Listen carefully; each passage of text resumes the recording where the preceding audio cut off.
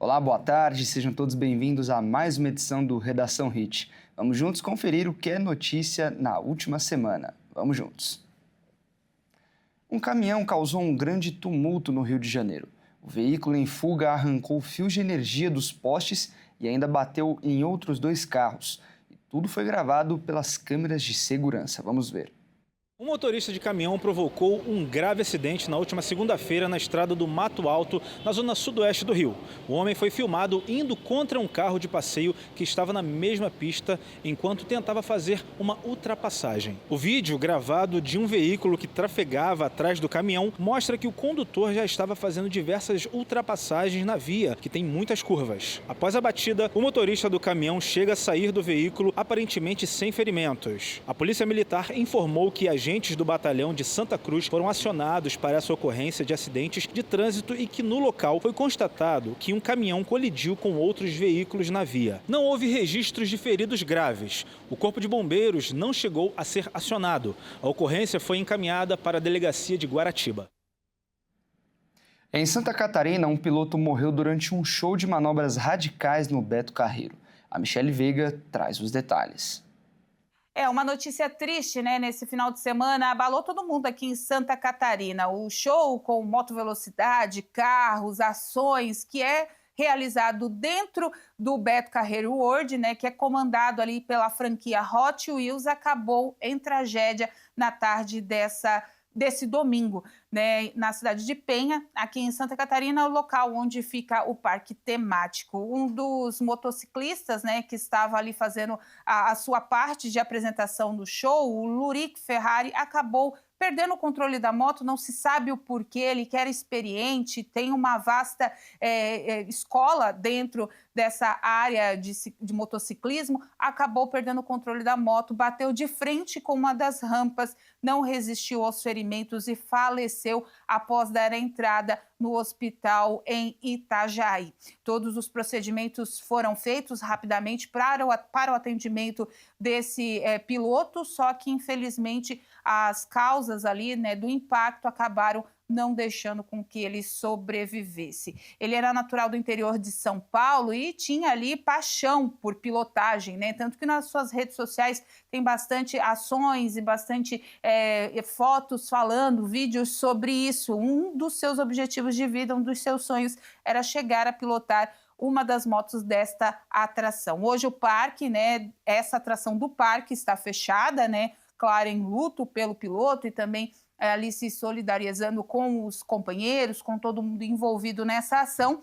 E as causas do acidente estão sendo investigadas tanto pelo parque quanto pela Polícia Civil do estado de Santa Catarina, que logo mais vai informar o que aconteceu, o que levou esse acidente. Se foi falha mecânica, se foi uma falha do piloto, a gente não sabe. No momento, a chuva tinha cessado, até que com chuva forte não acontece o espetáculo, mas tinha chovido, as pistas estavam molhadas e isso também será uma das causas a serem investigadas. Infelizmente, né, ficamos tristes com essa informação. É uma atração muito linda, belíssima, que leva crianças aos montes, né, nessa atração, famílias inteiras, até porque o espetáculo realmente é lúdico, tem uma história contada entre os pilotos de moto, entre os carros, tem bastante atividade, é bem legal, mas infelizmente acabou aí com esse acidente fatal na tarde desse último domingo.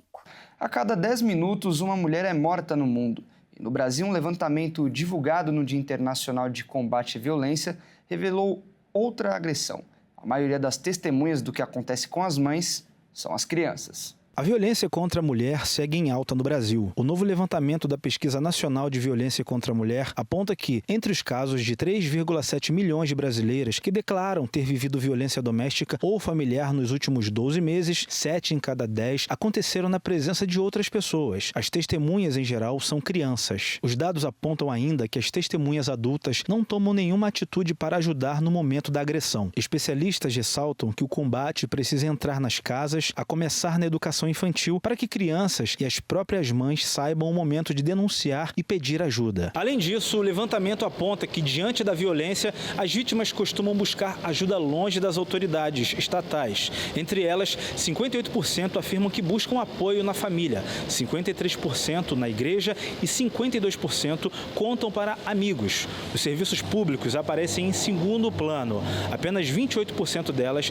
registram denúncia em delegacias da mulher e 11% afirmam que procuram o Ligue 180. Em muitos casos, medo, dependência econômica e falta de redes de apoio impedem que essas mulheres interrompam o abuso. Assim, a repetição da violência, somada à falta de compreensão do que é agressão, mantém milhares de brasileiras presas em relações marcadas pela dor e pela omissão. Entre a parcela da população que mais sofre com a violência doméstica estão as que ganham menos e têm menor escolaridade. Elas têm maior desconhecimento sobre os mecanismos de proteção. Uma criança ficou trancada no armário de uma agência bancária no Mato Grosso do Sul e teve que ser resgatada pela Polícia Militar. Vamos ver. A Polícia Militar de Mato Grosso do Sul foi acionada para resgatar uma criança de 3 anos de idade que ficou trancada dentro de um armário de uma agência bancária na cidade de Paranaíba, município a 410 quilômetros da capital Campo Grande. Quando os policiais chegaram até o local, encontraram o menino muito assustado e chorando dentro de um armário metálico que não podia ser aberto manualmente. A PM informou que a criança estava na companhia de seu irmão gêmeo e que os dois brincavam pela agência enquanto os pais realizavam um procedimento no caixa eletrônico. Em um determinado momento, o menino entrou no compartimento e o outro fechou a porta, que ficou travada. Durante o atendimento, um familiar chegou com uma ferramenta usada para a troca de pneus, que foi utilizada pela equipe policial para abrir o armário rapidamente, sem causar danos e garantindo a segurança da criança. O caso também mobilizou as equipes do Corpo de Bombeiros. O menino não apresentava ferimentos, estava apenas emocionalmente abalado. Ele foi entregue aos cuidados dos pais no próprio local e não houve necessidade de encaminhamento ao hospital. A Polícia Militar reforçou aos pais a importância de atenção redobrada em crianças em ambientes públicos para evitar situações como esta.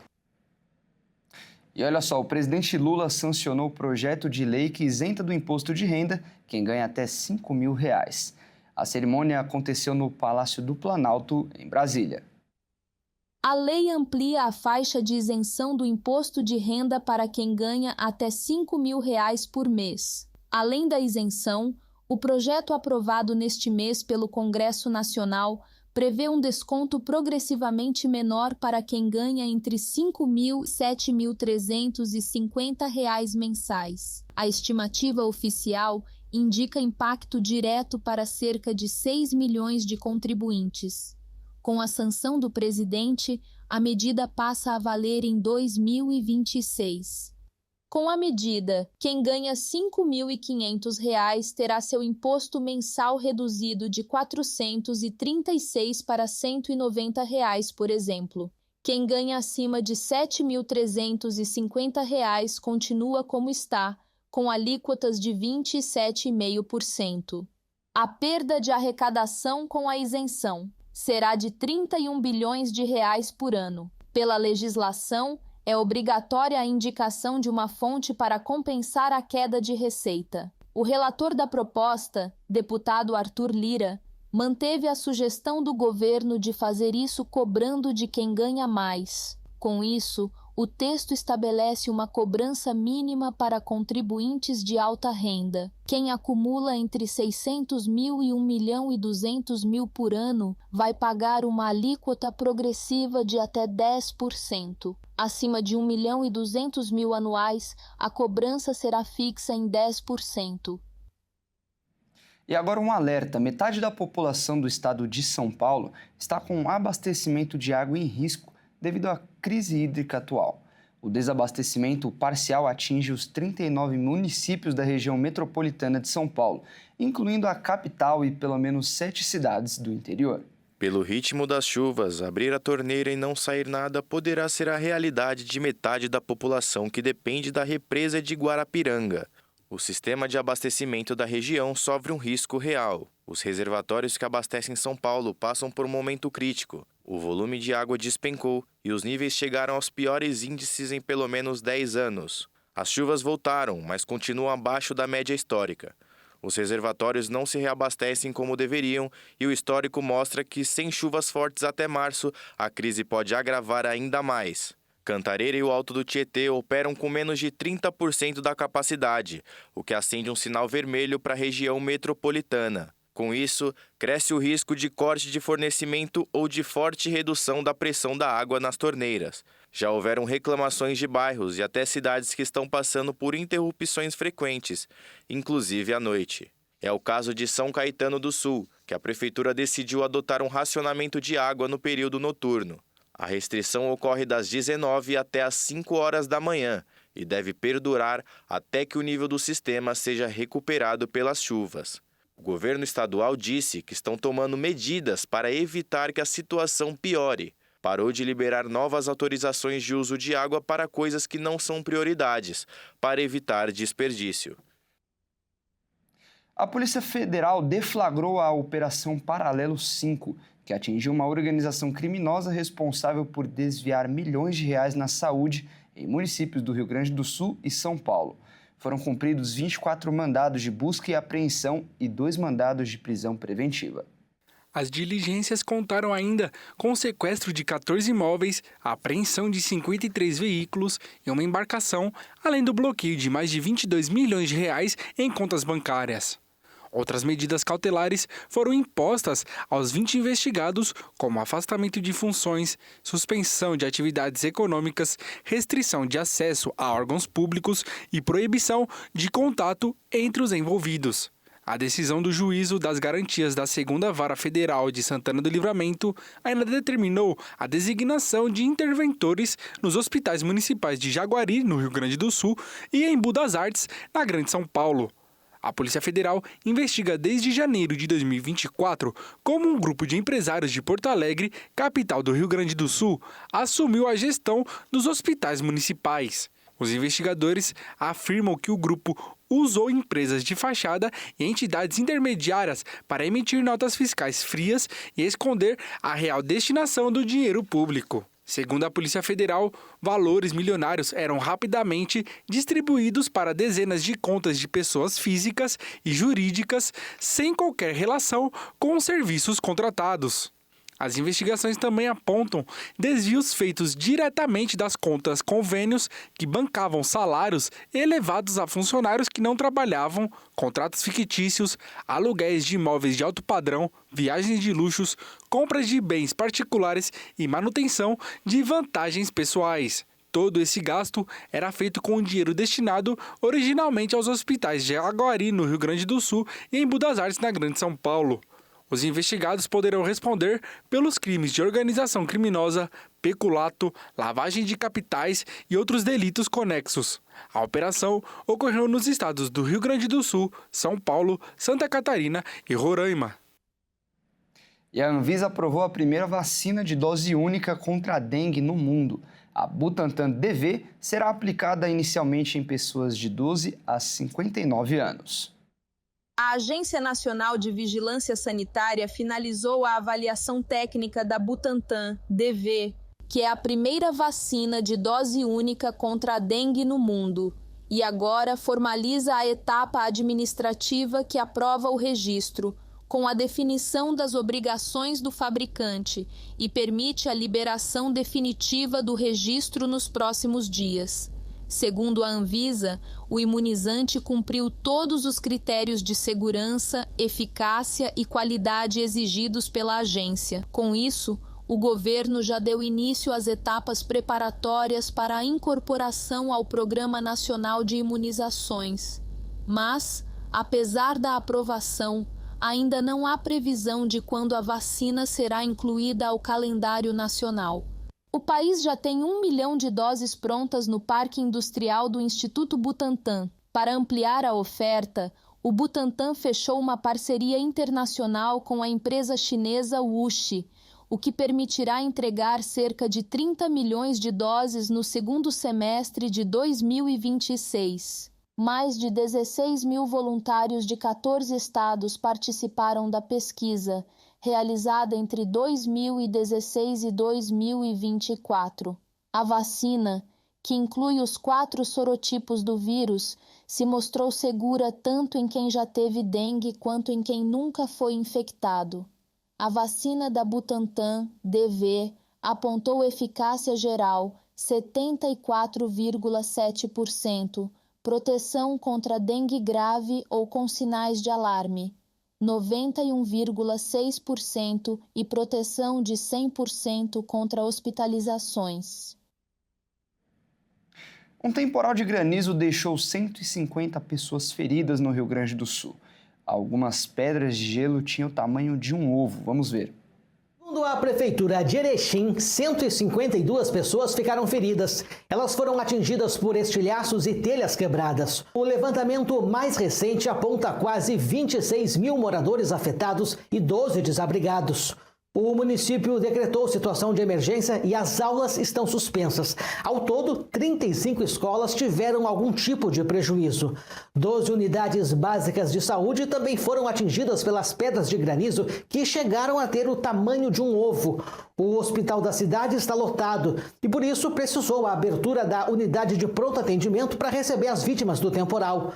O governo do estado informou que liberou emergencialmente R$1,5 milhão para a compra de telhas que serão distribuídas às famílias atingidas.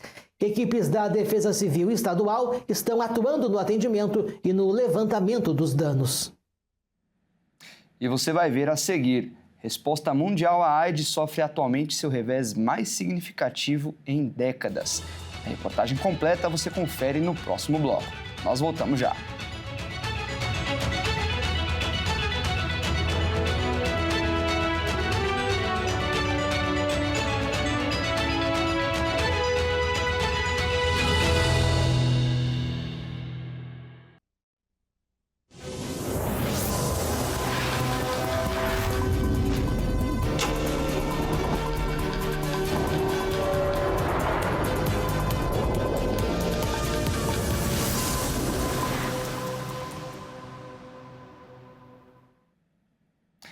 O relatório da UNAIDS, publicado na última semana, afirma que a resposta mundial à AIDS sofre atualmente o seu revés mais significativo em décadas, devido aos cortes do financiamento internacional nos países mais afetados pela doença. De acordo com a UNAIDS, a situação foi impulsionada pelos cortes do financiamento internacional nos países mais afetados pela doença. A resposta global ao HIV sofreu seu revés mais significativo em décadas. É isso que estamos dizendo claramente em nosso relatório do Dia Mundial da AIDS deste ano, intitulado Superando a Ruptura, Transformando a Resposta à AIDS. Transforming the AIDS Response. A diretora executiva Winnie Byanyima destacou a interrupção repentina do financiamento dos Estados Unidos em fevereiro, após o retorno de Donald Trump à Casa Branca. O relatório alerta que, se os serviços de prevenção colapsarem, há um risco de 3.300.000 infecções adicionais até 2030. Um incêndio de grandes proporções consumiu prédios residenciais em Hong Kong. Pelo menos 4 pessoas morreram, incluindo um bombeiro, e outras 3 ficaram feridas. Um grande incêndio consumiu vários prédios residenciais em um conjunto habitacional de Hong Kong, deixando mortos e feridos.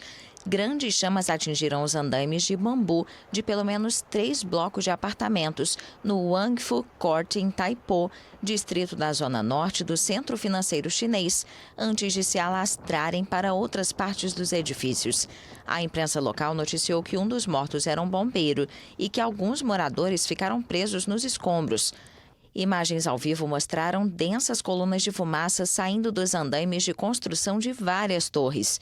As autoridades classificaram o incêndio como o 2º nível mais alto. Trechos de uma rodovia próxima também foram fechados devido à operação de combate às chamas. Os moradores da região foram aconselhados a permanecer em suas casas, com portas e janelas fechadas, e a evitarem a área afetada. No mês passado, 4 pessoas foram hospitalizadas após um incêndio em um andaime de um prédio no Distrito Comercial Central de Hong Kong. A China está revolucionando a tecnologia e, consequentemente, o futuro. Um robô humanoide caminhou por mais de 100 quilômetros. E a expectativa é que o mundo pode ter mais de 1 bilhão de robôs humanoides até 2050. Vamos conferir.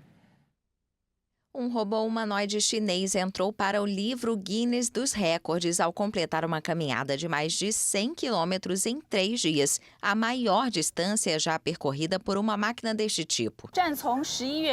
O desafio começou em 10 de novembro e foi até o dia 13, totalizando 56 horas. Com 15 trocas de bateria e 2 pausas, o Agibot viajou com sucesso do ponto de partida no Lago Jinji, em Suzhou, até o destino final no Bund, em Xangai. Após a verificação dos registros, a distância oficial válida foi confirmada como sendo de 106,286 quilômetros, estabelecendo com sucesso um novo recorde mundial.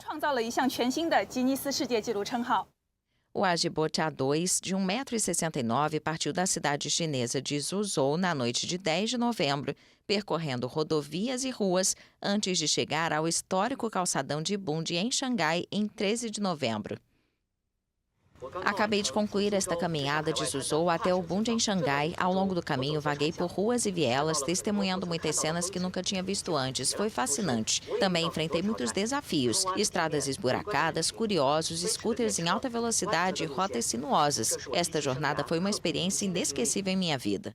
Segundo a empresa Agibot, seu modelo A2 foi projetado para tarefas de atendimento ao cliente e está equipado com uma função de chat. Também é capaz de fazer leitura labial.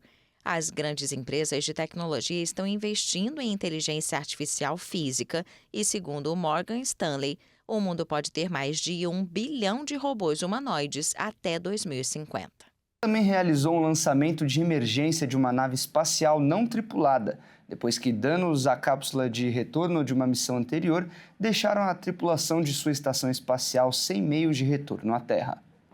A China lançou a nave espacial Shenzhou 22 do Centro de Lançamento de Satélites de Jiuquan, no noroeste do país. O lançamento de emergência foi motivado pelos danos à cápsula de retorno de uma missão anterior, que deixaram a tripulação de sua estação espacial Tiangong sem meios de retornar à Terra.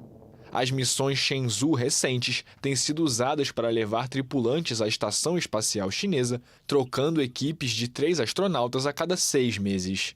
A Shenzhou 22 estava originalmente programada para o lançamento tripulado em 2026. Mas ela foi lançada antecipadamente, depois que um suposto impacto de detritos espaciais na cápsula de retorno da Shenzhou 20 tornou insegura a reentrada na Terra, mantendo sua tripulação temporariamente presa. A equipe da Shenzhou 20 finalmente retornou na Shenzhou 21 em 14 de novembro, 9 dias depois do previsto, deixando sua tripulação de revezamento sem um veículo de retorno confiável. Este lançamento antecipado garante que os astronautas da Shenzhou 21, Zhang Lu Wufei e Zhang Wonzhang, agora tenham uma opção segura de volta à Terra. O presidente Donald Trump assinou uma ordem executiva que estabelece a missão Gênesis nos Estados Unidos. A iniciativa visa expandir as capacidades do governo em inteligência artificial para acelerar a pesquisa e as descobertas científicas. O presidente Donald Trump assinou uma ordem executiva estabelecendo a missão Gênesis nos Estados Unidos. A iniciativa busca expandir as capacidades do governo em inteligência artificial para acelerar a pesquisa e as descobertas científicas. O plano faz parte da estratégia do governo republicano para avançar na corrida em grandes tecnologias e manter a vantagem sobre a China em inteligência artificial, consolidando o domínio dos Estados Unidos neste campo em rápido crescimento. A Casa Branca também está buscando maneiras de impedir legalmente que os estados implementem suas próprias regulamentações de IA e ameaçou retirar a ajuda federal daqueles que o fizerem. A ordem instrui o Departamento de Energia a construir uma plataforma integrada de inteligência artificial que vai combinar os supercomputadores do país, conjuntos de dados científicos federais e instalações de pesquisa para acelerar as descobertas em áreas que vão da fusão nuclear à fabricação de semicondutores. Espera-se que a plataforma demonstre capacidade operacional inicial em até 9 meses. As áreas prioritárias incluem manufatura avançada, biotecnologia, materiais críticos, energia nuclear, computação quântica e semicondutores, todas as áreas em que os Estados Unidos enfrentam crescente concorrência da China. O acordo prevê parcerias com empresas privadas, universidades e laboratórios, mas exige medidas rigorosas de segurança cibernética para proteger pesquisas sensíveis. Em outra frente, a Amazon anunciou um investimento de até 50 bilhões de dólares para expandir a infraestrutura de IA e supercomputação do governo americano. A empresa afirmou que a nova infraestrutura, que será desenvolvida em todo o país e terá início em 2026, vai fortalecer a liderança dos Estados Unidos em inteligência artificial. Um homem invadiu um bar com uma motosserra no interior de São Paulo e causou pânico entre os clientes. Tudo foi gravado. Vamos ver as imagens com o Eric Rabelo. As cenas são dignas de um filme de terror. Um homem com uma motosserra nas mãos ameaça clientes em um restaurante. A história lembra o filme Sexta-feira 13. Aconteceu em Girinu, no interior de São Paulo. O homem que entrou no estabelecimento para ameaçar outras pessoas com a motosserra foi apelidado de Jason de Girinu. Segundo a dona do restaurante, o homem já estava lá e se envolveu em uma confusão com outro cliente. Ele saiu do restaurante muito nervoso e, minutos depois, voltou com a motosserra nas mãos. Todos os clientes ficaram assustados e incrédulos com a cena. Veio com a história da cadeira, que ele queria uma cadeira, que pegou a cadeira. E aí a minha irmã foi, conversou com ele, tudo, arrumou uma cadeira. Isso foi bem no começo, no comecinho, sabe? Umas 11, 10 e pouco da noite, não me recordo muito bem, assim, o horário. E aí, quando foi no final do samba, né, acabou tudo, qual foi a nossa impressão? A nossa impressão era que tinha uma moto próximo, bem, tipo, quase dentro do restaurante, por causa do barulho. E foi onde nós saímos e vimos que era ele com uma motosserra na mão.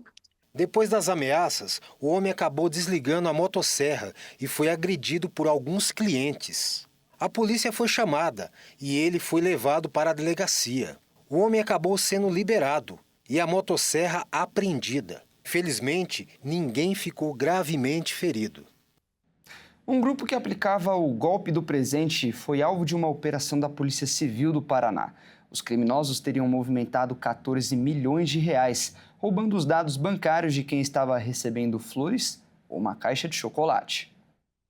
A Polícia Civil do Paraná cumpriu mais de 170 mandatos judiciais contra um grupo suspeito de praticar o golpe do presente, em dezenas de vítimas, chegando a movimentar mais de 14 milhões de reais. A ação que aconteceu investigou ao menos 270 vítimas do Paraná, além de outras pessoas de São Paulo, Mato Grosso do Sul e Bahia. A polícia paranaense explica que a investigação teve início há cerca de um ano e identificou a estrutura da organização criminosa, bem como seu modo de ação. Os criminosos possuem os dados das vítimas que eles buscam. Dados de aniversário, são dados que são aí obtidos através da internet de modo muito fácil. Eles levam um presente até essa vítima, geralmente uma flor ou um chocolate, e ao passar o frete daquela entrega, eles acabam passando um valor a mais. Em alguns casos identificados pela delegacia, ficou constatado que eles usavam até aplicativos de maquininhas adulterados, que pegavam os dados das vítimas, passavam via Bluetooth para os seus celulares e posteriormente eles faziam a troca do cartão e faziam gastos. Depois da aplicação do golpe, o dinheiro era rapidamente distribuído em diferentes contas bancárias de laranjas, com a intenção de ocultar os valores e dificultar o rastreamento feito pela instituição financeira ou pela polícia. Até o momento, 26 pessoas foram presas. O município de Bonito, no Mato Grosso do Sul, é considerado o melhor destino de ecoturismo do país. E para reforçar as ações de preservação e manter a infraestrutura, o poder público vai passar a cobrar uma taxa dos turistas. O decreto de 19 de novembro entra em vigor no dia 20 de dezembro. O decreto institui a TCA, Taxa de Conservação Ambiental, R$ 15 por dia para cada turista que entrar em Bonito. Estão isentos os prestadores de serviços e crianças menores de 7 anos de idade. O critério para a cobrança é que a pessoa tenha um voucher de agência para fazer um dos passeios oferecidos no município. O turista precisa, então, entrar em um aplicativo ou site, turistapornatureza.com.br, e preencher os dados. Se o cliente não emitir o pagamento e, consequentemente, o número do localizador dele, a agência não consegue emitir o voucher dele.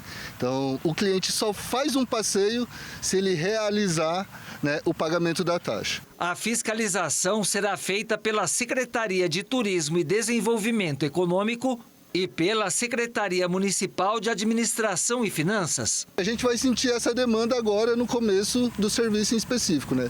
Se o número de fiscais são suficientes, junto com o aparato digital, para a gente fazer esse controle. O município de Bonito recebeu no ano passado cerca de 300 mil turistas formais, ou seja, aqueles que utilizaram voucher de agência para fazer passeios. Se a gente comparar esse ano, fazer a mesma analogia, vai gerar 4,5 milhões de receita.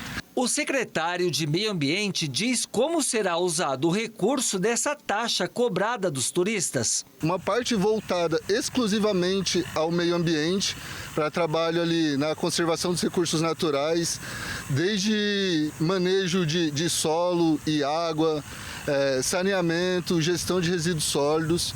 E uma parte é oferecida como um serviço ao cliente que visita Bonito. Quem pagar a taxa vai ter direito a um seguro obrigatório, assistência hospitalar, R$20 mil por morte acidental, 20 mil por invalidez permanente total ou parcial, 5 mil de auxílio funeral e R$900 de reembolso em caso de acidente nos atrativos licenciados. Somos um município de 24 mil habitantes que recebe mais de 300 mil.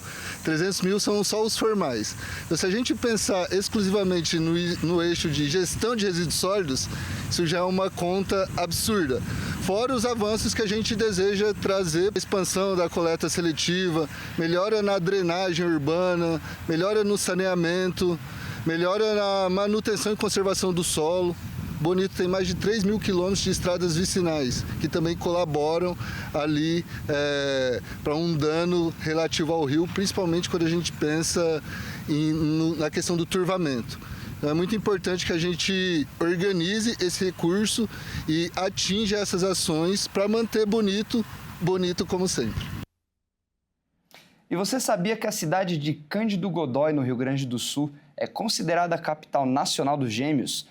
Na última semana foi realizado um grande encontro que contou com mais de 100 pares de irmãos. Vamos conferir.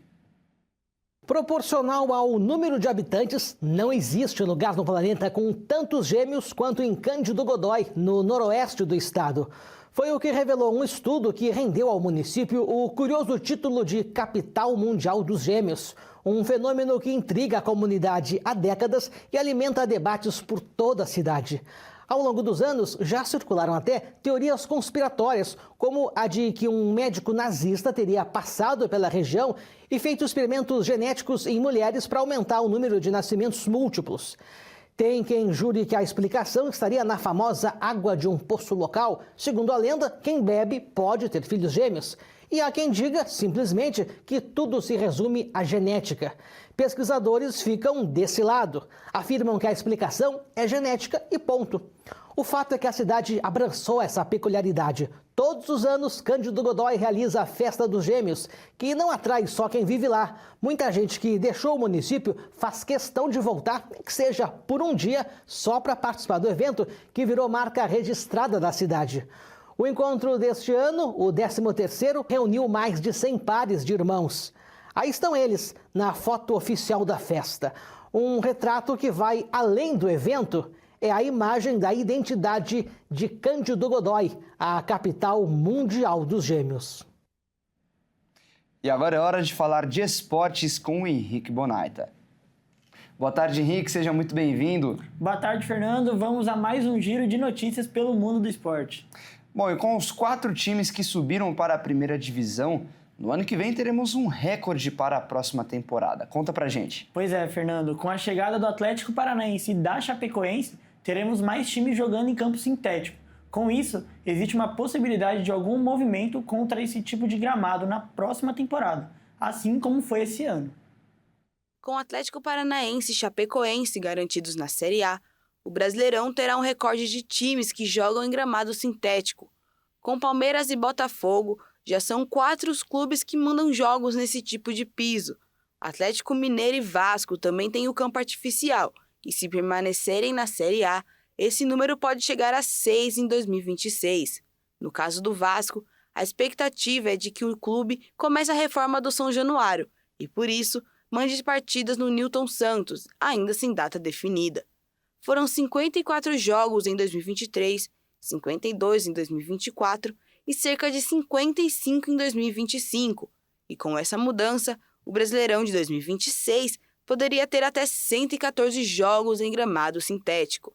O Atlético foi o primeiro clube da Série A a adotar o gramado, em 2016 na Arena da Baixada, e a mudança permitiu inclusive a instalação do teto retrátil. Em 2020, o Palmeiras seguiu o mesmo caminho e estreou o novo piso em um jogo contra o Mirassol. O Botafogo fez a troca em 2023, já no período da SAF. Em 2025, foi a vez do Atlético Mineiro, no duelo contra o Fluminense. Já a Chapecoense, o caso é diferente. A Arena Condá é municipal e a prefeitura implementou o gramado artificial após problemas da umidade na ala norte. A primeira partida foi contra o Coritiba pela Série B, em abril. O tema tem gerado debate entre os jogadores.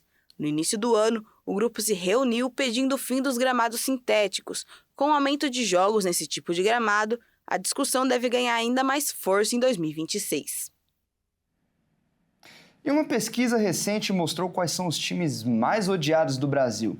E o Santa Cruz surpreendeu aparecendo no top 10. Pois é, Fernando, mas o que não surpreende é que o Flamengo e o Corinthians, os times com mais torcida no país, estão em primeiro e segundo lugar. O Instituto Paraná Pesquisas apontou quais são os clubes mais odiados do Brasil. O resultado foi divulgado na terça-feira e 16 clubes foram mencionados. No levantamento, foram ouvidas mais de 2.000 pessoas, em 26 estados do país, entre homens e mulheres a partir de 16 anos. Quem participou da pesquisa poderia votar em mais de um time. A margem de erro é de 2 pontos percentuais e o nível de confiança é de 95%. Confira agora o top 10 de times mais odiados do Brasil.